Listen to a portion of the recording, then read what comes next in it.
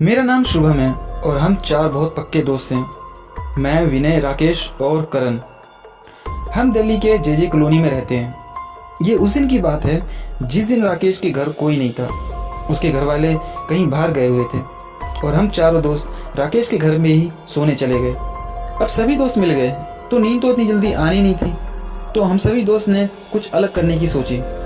हम सभी दोस्तों में विनय है जो सबसे बहादुर है, और उस दिन हमने विनय को एक पुराने मकान में जाने के लिए कहा जो कि हॉन्टेड था। वो मकान टूटा फूटा और हॉन्टेड था। उस मकान की तरफ आज तक कोई नहीं गया था। आसपास के लोग कहते थे कि इस मकान में दो बूढ़ी आत्माएं रहती हैं। हमने विनय को कहा कि अगर हिम्मत है तो उस मकान में जाकर दिखाए। विनय को इन सब बातों पर विश्वास नहीं था कि वो वहां जाने के लिए रेडी हो गया। विनय करीब 30 मिनट तक उस मकान के अंदर रहा और जब वहां से बाहर आया तो वो बिना कुछ कहे बेड पर लेट गया और सो गया।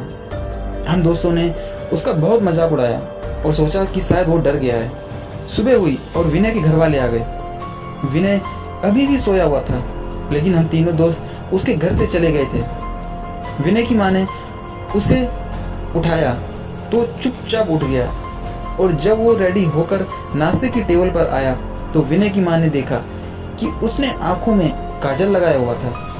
विनय की माँ ने उसे पूछा कि ये काजल क्यों लगाया है, तो उसने कहा यूं ही लग गया है। खाने की टेबल पर विनय ने देखा कि पराठे बने हुए थे और जो कि उसे बहुत पसंद था, लेकिन विनय ने अपनी माँ को आवाज लगाई और कहा कि उसे ऑमलेट खाना है। यह सुनकर विनय की माँ के होश उड़ गए, क्योंकि वो वेजिटेरियन था और विनय को अंडे से सख्त नफरत थी।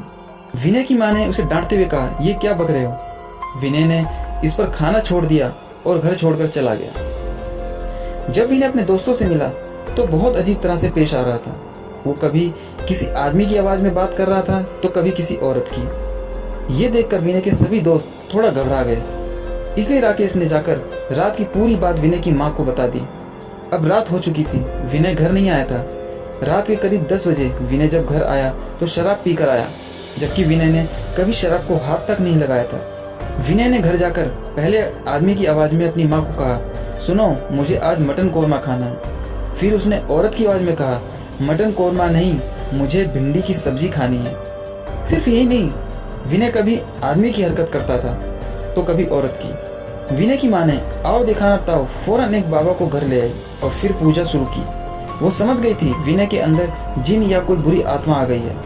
पंडित जी ने जब विनय को ठीक से देखा तो समझ गए कि विनय के अंदर एक नहीं 2 जिन की आत्मा है, एक आदमी और एक औरत की। विनय जिस पुराने मकान में गया था वहाँ पति पत्नी रहते थे जिन्होंने लव मैरिज की थी, लेकिन लड़की के भाई को इस शादी से ऐतराज था और इसलिए उसने दोनों को जिंदा जला दिया था।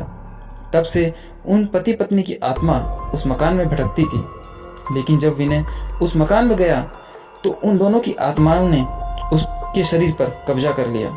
जो पति की आत्मा थी वह अपने पत्नी के भाई से बदला लेना चाहती थी, लेकिन पत्नी उसे हमेशा रोकती थी। बस इसलिए विनय कभी औरत की आवाज निकालता था तो कभी मर्द की। विनय की माँ ने पूजा करवाई, तब जाकर विनय का शरीर उन दोनों की आत्माओं से मुक्त होगा। अगर देर हो जाती तो विनय से कुछ ऐसा हो जाता जो कभी नहीं होना चाहिए था। दोस्तों, इस संसार में अगर देवता है तो जिन या भूत जैसी चीज भी है।